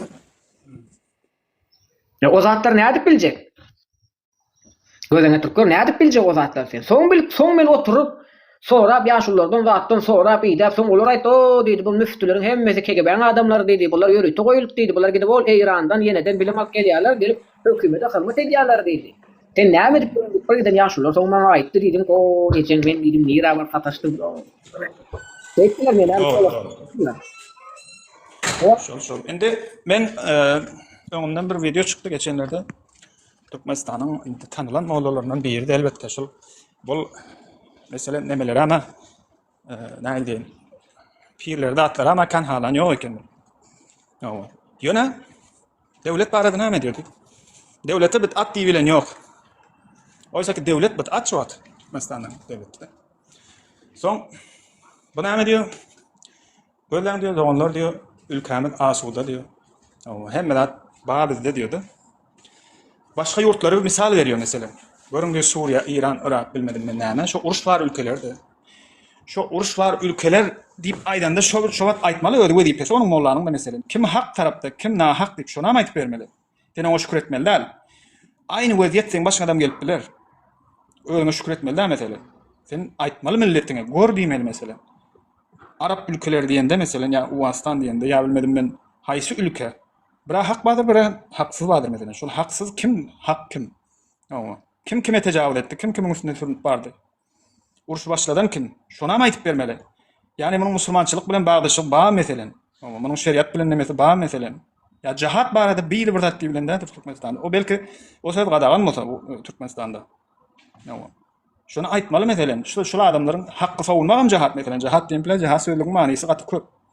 Nefsini savun, nefsini temizlemek, nefsini bilen cihat edebiliyorsun mesela. Bir uruş cihat däl. Yani şu zatlara düşündirip bermeli. Ol näme etdi tersine döwletini oş demesine aklak koydu diýdi. Döwletimiz aram asuda, başga başgalar odal otuy hem ýerde ot bar diýdi. Döwlete ýöne hiç satdy ýaman diýenden gurrun aýtdy. Şükür ediň şahyňa diýenden gurrun aýtdy. Çünki ağam senden haýyş etjek, ýaşlara siýasat öwretmeli ağam. Meselem sinesen şol mollanyň mollu görnüşli bolup oturmaklygy, öz milletini girläp türkmençe gurulap oturmaklygy, meniň elimdäki Kur'any almaklygy, soňra almadym diýmekligi, bir hepdeden soňra öýüme uçaskowy polislaryň gelmekligi. Polisler geldi bir hepdeden soňra, polisler geldi. Seret. Bul näme diýär? Bul meni jaň edip aýdýar polisiýa bölümine. Polisiýa jaň edip aýdýar. Ol şowa atam aýtdy. Sen diýdi gorkuň okma öýüňde Kur'an saklamana diýdi. Men hem aýtdym kimin wagtsa ýurat gelsin diýdim, men öýde diýdim. Soň bu gorkujugyny berdim maňa. Başda gorkudy, haýwat tamatdy. Ýöne men o haýwatyny kim gydyklandyrýar o kelde ketip transan ejen gurduryp geri gitdim öýüň içine. Oňsoň elinden kitaby alyp gaýdamdan soň bir hepdeden soň o polisler hem geldi. Polisler bilen hem gepleşdik. Polisler öýe geldiler, oturdular, gördüler, o siz näme diýäňiz, siz kimlerden, näme, nire soradylar, iýdiler we zupudryny berdiler, soň gaýdyp daga dubara gelmediler. Indi bizim şonu köp vatandaşlarymyzyň bilmekligi gerek we siýasaty öwrenmekligi gerek. Eger biziň ýaşlarymyz siýasaty öwrenmeseler, duşmanlaryny tanamasalar, bular garyp etdirjekdirler, bir dögüm çörüge satyn aljaktyrlar, doganyň ganyny dökdirjekdirler. Awyl bilen kabyl. Awyl bilen kabyly. Sen edipdir? Awyl bilen kabyl diýerler, dogrydan. Şoňa ertip oturlar. Billeri bir dögüm çörüge birimiziň ganyny dökdirjekdirler. Şonu oturup Kur'an biri ýazyp durýan cihat Araplar diýjek bolupdy, hyzmat etmekdir diýipdir. Ýani sizde ateistem köpelen. Köpelipdir, köp bolupdyr. Bir iman, inanmaz mesela. Köpelipdir sizde şu zatlar. Bizde prezident ruhsat berip oturýar. Çünki Allah söýük ýani, peýgamberi söýük ýani, arkadaşy serdar şöhret diýip oturýar. Öz görüp oturýar. Olardan bir hof ýok çünki näme? Olardan bir zarar ýokdy, ona pida bolamasa. Olar türme basbagamsa. Olar ýok etmär, mesela men şonu karşymda oturdyk, elinde ruçkan alyp, Türkmenistan konstitusiýasynyň öňünde goýup edenim, Türkmen milletiniň dinine dil ýetirmeklige jogap berdiysem, olar mandraş hakykal ikaýy titreyýär bilýän, sandraýar. Ýöne olar onu bilip otdy, şonu türkini diýen bolsaň, açlyk barada, edenetlilik barada, haksızlyk barada, ekonomiýanyň pesli barada gürlemediler. Araba bakalap araba söwürler. İslam dini söwürler, peygamberi söwürler, Kur'any söwürler, Allah'a söwürler, bilýärmi? Ýöne näme üçin edilýän haksızlyklary, şol aşlygy, şol edenetdiligi, kanun bozmalary aýtdy aýdyp bilmediler. Çünkü bular evolüsiýadan ýalar. Evolüsiýa nämedir? Güýç. Güýç kimin elinde? Energiýa. Güýç kimin elinde? Sopa, taya. Dalaja türkmen elini alsın şöýdi bäler. Diýerler türkmen erkekden şolaryň başynda jyp goý bir wezife berdi. Ma soň şolara görüledi. Görüledi. Arap dalipdir.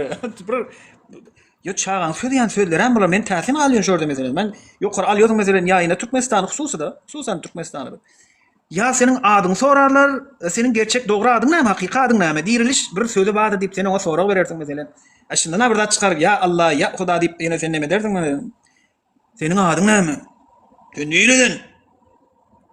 Ya Konuğa gel, konuya gel diyor Türkler. Konuya gel diyor. Yani matlaba gel sen bir dat diye bir fikrin beyan et meselende. Ova. Bilmem mesela. Sen nerede? Hadir nerede yaşıyorsun? Bilmedim ben senin anını şanını çep bilesi geliyor şu anda. Sen böyle senin görünüşül şeklin dadın olar için mühim değil olmalı. Senin sözün mühim. Orta attan sözün mühim olmalı da şu adamlar için. Şu adam şöyle deydi. Şuna men bir cevap vermeli. Ya karşını savunup cevap vermeli ya hak diýmeli de bir dat diýmeli mesela. Bir akıllı mantıklıca bir cevap vermeli şu adam. Yok senin nereden soracaklar sen nereden? Ama her nerede yaşıyorsun? Bilmedim ben näme ettin? Ağam sen düzülen wagty geldin. Başda ýaýyn açan wagtym saçyň näme, kirpigiň näme, diýişiň näme, köýnüň näme? Indi düzeldi şu wagda. Şu wagt men şükür edip otyryn şu wagt düzeldiler. Näme däm bolsa tema görä sorajak. Awalşalar başda sen bir zat diýip otyryn olar kommentariýa ýazyp otyryn, bir gelip goş gaýdy otyryn, bir gelip aýdym otyryn. Bilen oklar o gözeňe tükür bir nälik diýsene. Mal bazara gitgende goýun satyn alyp öýdäki goýunlaryň arasyna goý berýän ýyş gaşyp süsüşüp başlaýarlar. Bilýärmi? İlk yıkayalar, birbirini götünü iskiyalar, burnu iskiyalar, sonra süzüşüp başlayalar, birbirini dişlep başlayalar, tane gelirler. Edir şonuna alaktı birler başta. Gurula şu ömürlem yoktu, şurada kıyık tabaklar oturuyordik. İndi tuğuleme fikir alışyalar, sorucu alışyalar, doğru aytyan diyalar, yanlışım var diyalar, düzeltmeli diyalar, o bu nekar diyalar, bu nekar diyalar. İndi birazcık adam formasına geldiler. İndi adam formulasına gelmeyen adamlar hem ayrılık ailede oturuyoruz. Mesela hiçbiriniz bilmiyordunuz da. Ermeniler, Orslar, Lezginler, Siganlar, Gürcüler bilýärmi? Bilýän zoga Berberler, Farslar, Buluşlar, Peştunlar, Kürtler, bir giden millet bara bildi. Özbekler we Tatarlar we Tatlar we Yakutlar we Koreyliler we bir giden zatlar we bularyň erkegi ama gyzanma. Bularyň atlary ama bularyň bir kile atlary ama özüňiz görüp otyryn. Indi adalandyr diýen ýa-ni. Şartdan bir ýatdy, orsça neme bilen arkadamyda şöhret diýipdir. Biziň akydamyda, biziň görüşümizde şöhret dine Allah'a şöhret diýip bileriz. Başka men atama da şöhret diýip bilmedim mesela. Atam boladym şu. Babam diýip görünür. Ağam aýyp etme. Beýik boýunda bir adam şöhretin arkadagyň kim? Babam diýip görün. Näme bular? Ateizme getirdiler Lenin. Bular Leninin, Stalinin artyklary. Bular o Allah diýse, elleri mızrakly, götleri yaprakly gelýärler. Etdir. Näçe bular şöhret we hamdu sana dine birce Allah'adır. Başka bendesine kuluna sen näp aýtjak şöhret. Bilin barmy onu? Ağam aýyp etmeli da, bu eller mızrakly, götleri yaprakly diýip ulaşyp duran adamlara. Yani nesip bolsa bu video ýazgymyzy YouTube'da oturup arkaýyn bir şekilde dinläp bilersiňiz, tejribe toplap bilersiňiz. Ýaýynlara gelen wagtyňyz söz söylemeklik, pikir alşmaklyk, siýasat öwrenmeklik, din öwrenmeklik aýyp däldir, öwrenmezlik aýypdyr. Yani okan öwren bu zatlar boş-boşuna aýdylmaýar. Çünki pikir edip görün Türkmenistan näme üçin dünýä ýüzünden özüni gizläp otdy. Bunyň bir sebebi bolmaly orada. Dünýä ýüzünde internet işläpdi, Wi-Fi bilen hemme zat orada. Mesela Özbekistanda mysallalar en goňşymy. Çok taýda ana Afganistan diýil. Afganistanda VPN gerekmi?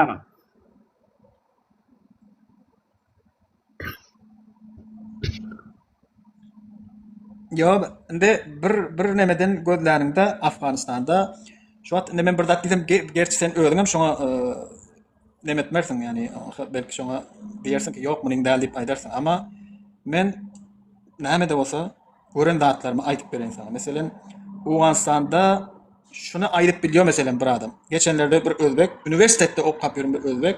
Olam boldumy bolmadymy onu men bilem ýok. Men diýdi bir başyma bir özbeklen kendi hal oldu gerçi hem siyasi de bol özbekler şu siyasete düşünüp giden ondan kiçdi.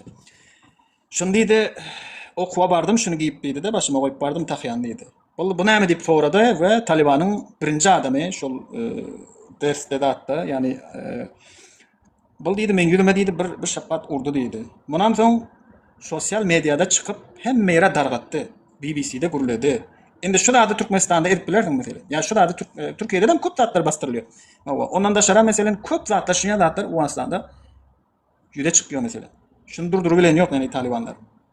Yani näme de bolsa bir ba yani bir özgürlük bar. Fikir özgürlüğü bar mesela. Ha, şeriata hilaf bolmasa, şeriatın kanunynyň içerisinde bolsa onda oňa hiç zat diýilmeýär olur. Ama şeriattan daş düşdüňmi, şeriata hilaf boldumy, onda oňa bir zat diýil. Oňa sen çykara goýmaýarlar mesela. Bir adam Allaha küfür etse, bir adam men ateist diýse, onda ol ýandy Uganistanda. Onda ol ýandy, oňa günýär. Ya bilmedim men bir adam bir ulama mesela, alima, bir molla, bir bilmedim men birine dil getirse, ya bilmedim men ya Kur'ana bir beýhurmatlyk dese, onu ol ýandy, oňa gün ýok ýöne. Men aýdyp biljekde. Oňa soň Ey bolýa, ruhsat berseň menem ýaýnymy ýakyn. Awa ýürütüş gaýyn diýdim bir giden temalar bardy. Şu temaňy men sana özüm neme deýin diýip otyrdım şunu, ýaxşy atlatdym şunu, ýaxşy dile getirdim. Yani onu bir milletiň ilgisini çekmeli, yani näme diýende, ol men pikirim çedem şol. Onda bir meseleler, bir gepler bar, olaryň içinde bar, etmeýi bar. Bolmasa yani ýöretelap, ol Türkmenistandan gelen kömekler, bilmedim men nämeler, bilmedim men. Olam Türkmenistanyň özünden Dubaydan gelen, Dubaydaky bilmedim men nämeden gelenler diýip otyrlar. Abdulhamid hoş geldin ağam. Bu oranda Hoş bulduk. Selamünaleyküm. Salam otur. Abdulhamid doğum haydi wagty bilen geldi. Soň ruhsat berseňiz. Selamünaleyküm diýeli şagam. Başgalar hemme dinleyijiler hemme gowmy. Menem şuňa bir salam bereýin diýdim. Gurrunçylygyň näme gurrunçylygyny bilmedim, näme gurrunba. Yani yaş bulunmalar hakkında siyasatımızı, dinimizi, yaşayış durmuşumuzdaky milletleri, dozokları, hilegerleri öwrenmek üçin tema goýduk. Çünki mesela men de sonra goýdum ýene şey Afganistan türkmenlerimiz bilen Afganistan özbekleriniň arasynda bir giden dawa jenjel bar. Bu bize de sıçrady. Çünki Türkmenistandaky özbeklere mindi gazaýana gelmäne başladylar, gaza gelmäne başladylar, bilýärmi? Olaram canlanmana başladylar, bildirgisiz düşmançylyk etmäne başladylar, bilýärmi? Ondan soň benim zatlar sinlap otyn we ýaýyn açdymda söz söýläp otyn bir giden ýaşlarymyz geldi. Akmurat geldi, Rahim geldi. İkisi bir-biri bilen söýüşip başladylar. Sen özde gol diýäň diýä, sen goraýaň diýä. Sen ese ikisi de özde gol diýä. Biri gidip like basýa, biri gidip goşgosyny videosunu paýlaşýa. Ýöne gelip bizim ýaýnymyzda ýa başga ýaýnlarda ýa özü ýaýyn açan wagty oturup özlege söýükýär. Rahimem özlege söýükýär, Akmuradym özlege söýükýär. Ýöne bular paýlaşan videolarynda özlege taryp edýär. Bir gidip videolarına like basýa, kommentarlarına like basýa. Yani bu çağlar ya biz bilen oynap ýörler, ya bu çağlar birileri oynap ýör. Ýaş bolan. İçinden biri. Ya bular biz bilen oynap ýör, ya da bular bir oynap ýör we birileri oynadyp ýör ortada. O da belli däl. Ve men bir soru goýdum. Afganistanyň içinde diýdim. Özbeklerden öz garip özbeklerini reklam edip ýören barmy diýdim. Ellerine bir halta un berip, wagt ýa berip, videosunu çekip TikTokda paýlaşyp ýören garip özbek we özbek bloger barmy diýsem, ýok agam diýär. Yani Afganistan içinde özbek ýokmuşun şol gedaýlaryny, gariplerini görkezip, öňlerinde un goýup, ýağ goýup, mana sadaka geldi diýip, sadaka berip, sadakadan eklenje edip ýören özbek ýok diýär. Sen edip gör. Ýöne türkmenimizden bar diýär, inha diýär, birisi diýär. Hayır sahavat dernegi diýip, bir giden garip gasarlar görkezip, Türkmenistandan kömek geldi diýip adamlara paýlap ýör diýär. Menem bunyň sebäbini ara alyp tartışdyk. Bu zatlar ýürüt edilýär. Bunyň aşagynda ullakan bir proje bar, syýasy bir oýun bar, bu taýda bir hilegerler bar. Çünki Hiratda Türkmenistanyň ilçihanasy bar. Sizin baýlaryňyzy kontrolda saklap otdy, blogerleriňizi kontrolda saklap otdy. Afganistandaky türkmenleri gedaý, bilimsiz görkezip, Türkmenistandaky türkmenlere arkadaga şöhrat aýtdyryp otdy. Yani taqdim etdirip otdy. Zeynep gör yani Allah diýip şeriat bilen ýaşap ýörenler, gedaý ýaşap ýörler, garypçylykda, bilimsizlikde ýaşap ýörler. Emma şeriaty inkar edip dinsiz döwletde Gurban Ulynyň saýasynda bolelin ýaşap ýörler. Bunu görkezjek bolýarlar. Yani şeriaty inkar edin, İslamy inkar edin, Allahy inkar edin, demokratiýada bolelin ýaşaň, erkin ýaşaň, ana Allaha söwüp berenler bar. Peygambere söwüp berenler bar, jelepçilik edip berenler bar. Hiç kim toğunu toplaýanok, erkegi sikip berenler bar diýip demokratiýany söýdürmek isleýärler. Çünki biz türkmenleri näme etmeli? Bizleri dinsizleşdirmeli, demokratiýa uýgunlaşdyrmaly, şeriaty inkar etmeli, tagutçularyň kitaby bilen bizleri ýönetmeli. Boyun eňmedigen türmede tutmaly. Ene maksat bu. Näme diýdin bu barada Abdulhamid Doganjun? Indi derli şagam özbek kowmlarymyz bilen hiç bir bilen gynçylygymyz ýok, amma merdim bilen, halky bilen, milleti bilen. Olar bilen billerde gam gynç bir ýas gelen pille, hoşluk gelen pille, toy gelen pille, çağırılan pille, biller bir-birine gitýär, gelýär, gyz türkmenler gyz beren ýok zaten özbekler. Ya özbekler gyz berýär türkmenlere. Gyz alýarlar meselem, bu ýanak rawabitleri ba. Bu ýanak bir gelim gidimleri ba milletin arasynda, amma siýasat medarlary soň türkmenler siýasat etjek bolup başgaldyrjak bolsa özbekler urýar wakyn. Özbeklerin siýasat medarlary urýar, milleti urýar ýok. Men milletiniň hiç wagt bir milleti bar, hiç wagt biller ýaman diýilmez bir millete. Amma onuň içinde mesela siýasat medarlary bar, onlar billere zulm etdiler. Wakyn ördäki türkmenler baş göterip goýmadylar Awganystanyň türkmenlerine. Indi gelelin garyplyk barada. Garyplyk barada mesany bir türkmeniň içinde däl, hemme taýfalardan ba Awganystanda ba diýerli şagam. Men bir dal diýse, mana Ukraina bakın, Ukrainada 5 ýyl ýanak boldy uruş bolany. Dünýäni Ukraina aldy. Hemme ýerde Ukrainalar bar. Awrupa kişilerlere dolup ýaty. Biziň memleketde diýerli şagam 40 ýyl, 50 ýyl Ors geldi, Ingilis geldi, Ingiltere geldi, Amerika bilen NATO geldi. Hemmesi gelip öýerde savaş boldy 50 ýyllap. Wagtyki bir mülkde 50 ýyl savaş bolsa, ol mülkde soňdan hemmesi bay bolup bilmeýär ol mülküň. O gynçylykları ýaman köp merdim, aç merdim, garyp. Bir türkmende de hemme taýfalardan ba.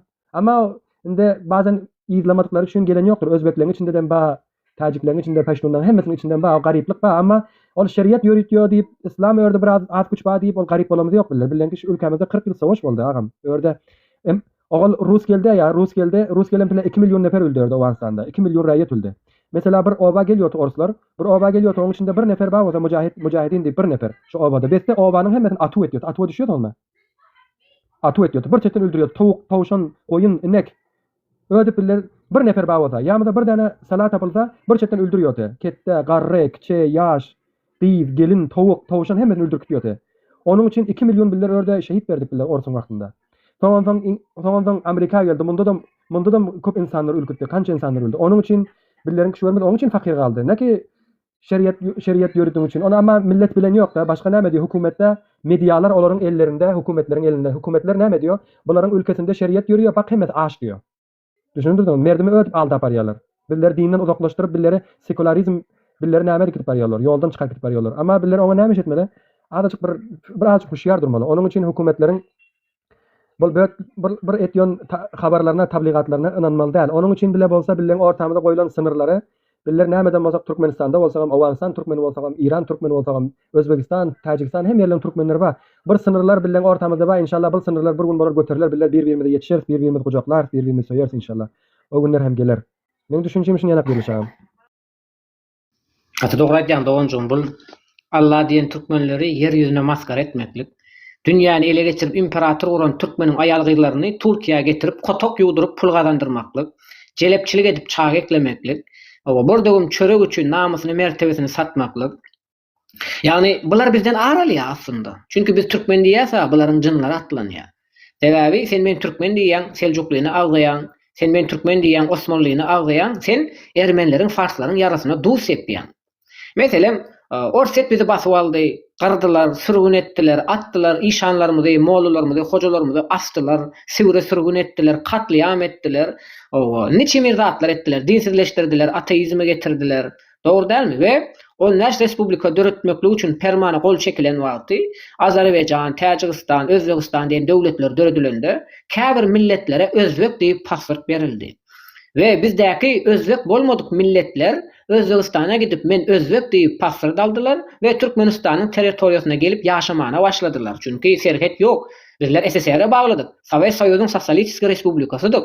Olar Özbegistana gitdiler, men özbek diýip pasport aldylar, Türkmenistana gelip ýaşap ýörler. Çünki bularyň içinde islawan ruslary bar. Bularyň içinden bir giden gaýry milletler bar, Çagatay mongollary bar, islawan ruslary bar, hatda Orsun zulmündan korkup men özbek diýip pasport alan türkmenler bar. Bular hakykat doganjyklar. Çünki Özbegistan diýen bir döwlet döredilmedik bolsa, Garagalpakstan diýip bir döwlet döredilýärdi. Garagalpakda ýaşaýan sen 10 milyonlarça türkmen ýaşaýar Garagalpakda. Bunuň ady Garagalpakstan bolmalydy. Ýöne onuň adyny Özbegistan etdiler, Garagalpaklary öldürip gyryp türmede tutup otyrlar. Iň soňky sapar Şewkat Mirzaýewiň buýrugy esasynda müňlerçe Garagalpak türkmeni atyp öldürdiler miting protesta. Kazakstanda da şolar ýalak boldy. Özbegistanda da şolar ýalak boldy. Bir Türkmenistanda edip bilmediler. Sen edip gör? Azerbayjanda etdiler, Täjikistanda etdiler, Gazagystanda etdiler, Kyrgyzstanda edip bilmediler. Kyrgyzlar ökde çykdy. Kyrgyzstanda edip bilmediler. Ýöne Özbegistanda etdiler. Gazagystanda da etdiler. Meselem, Gazagystanda müňlerçe adam öldürdüler. Ýaman köp kişini öldürdüler. Sonra Özbegistanda kim öldürdüler? Özbeg öldürmediler, Garagalpak öldürdüler. Ana şu adam türmede tutup otyrlar. Siýasatçylaryň, aktivistleriniň ýygynadylar. Turkiýadan nirde bar bolsa, Garagalpak türkmenlerini äkeldiler, Özbegistanyň türmesinde tutup otyrlar.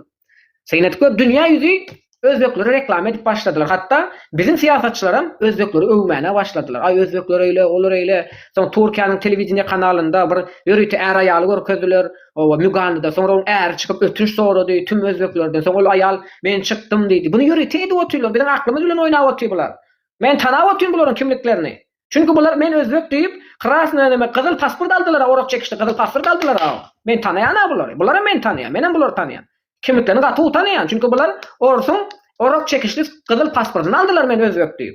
Bular näme üçin dünýä tanadyp öwdürip otyrlar? Näme üçin bular gowrap otyrlar? Bular aklyny işlediň dogonjuklar, aklyny işlediň biraz. Men bu zatry oňlamany aýdamaga. Mesela men şu Ýewropa gelen wagtym bir giden Garagalpaklaryň hakyny hukuny goraýan diýen adamlary gördüm. Garagalpak türkmenleriniň hakyny goraýarmy? Ýa-da Garagalpak türkmenlerini Özbegistanyň prezidenti Şewkat Mirzaýew pida edýärmi?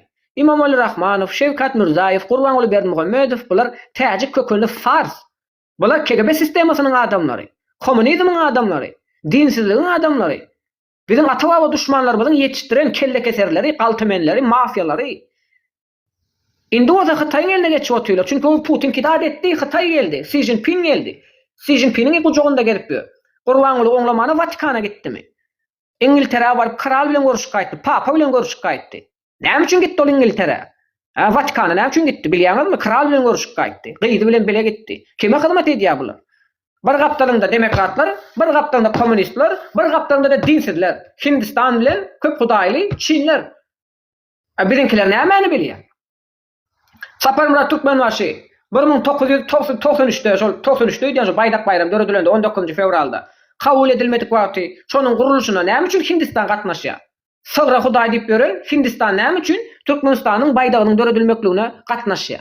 Hindistanyň näme utaýdan emesi bar? Musulman döwletleriniň gatnaşmaklygynda baýdak döredilmedi.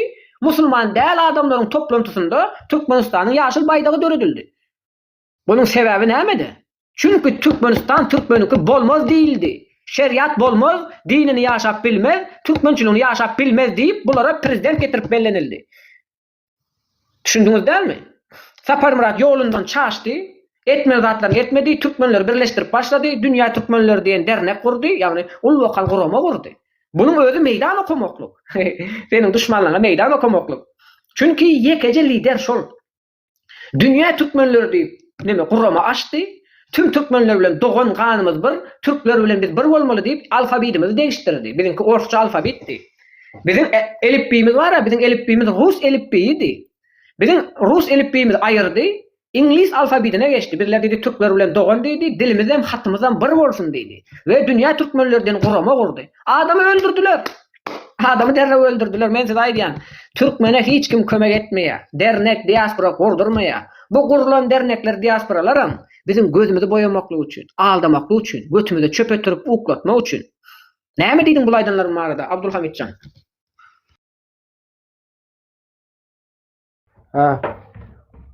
Dogry gurullar, gelişäňem hemme gurulnaňyzy eşitdim. Ýene bir salam berip öteýin diýdim. Inşallah ýene gurulnaşak gelişäňem. Ananda sağ olun, sağ olun. Jadalan bir gideýin, awul mehman geldi. Allah'a emanet olun, dogançyklar. Goş sağ bolganda eger kim diňläp ýetişmedik bolsa, Direliş Türkmen diýip YouTube'a ýazsynlar, Direliş Türkmen diýip YouTube'a ýazyn. Kerim Ismailov Direliş Türkmen diýip YouTube'a ýazyn, YouTube'da arkaýyn bir şekilde diňläp bilersiňiz. O tanyş bilişleriniz bilen paýlaşyp bilersiňiz. Siýasat öwreniň dogançyklar. Dininizi öwreniň, siýasaty öwreniň, kimin kimligini öwreniň. Mana töweleme men Türkmen diýip başladylar, Turan diýip başladylar. Biz Oğuz diýip başladylar. Irak, Suriýa hemmesi oýanyp başladylar. Owa. Oýanyň hani oýanyň. Siz oýanmaly dogançyklar, siz oýanmaly. Onda näme hoş sağ olun, saglyklykda görüşelim. Allah'a emanet bolun. Kur'an-ı Kerim okaň dogançyklarym. Bakkara gözüňize döneň.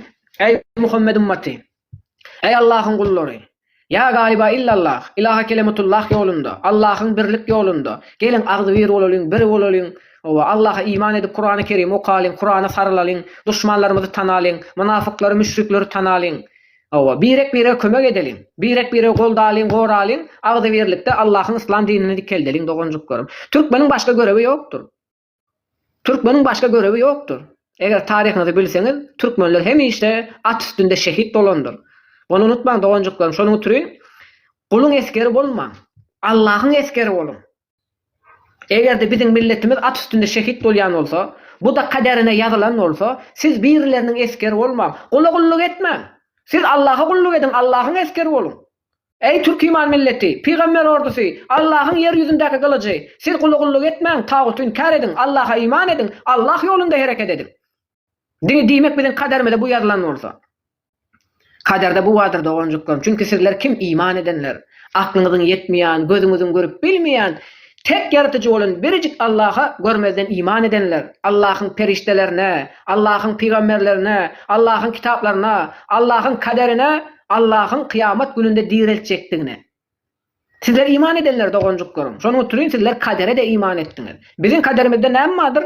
Allah yolunda cihat vardır. Dilimiz bilen, gözümüz bilen, kulağımız bilen, yüreğimiz bilen batıla karşı hak adaletli hareket vardır. Allah'a emanet olun, görüşünüz bu olsun. Allah'ım sizin imanınızı arttırsın. Hoş sağ olun, sağlıklı olsun.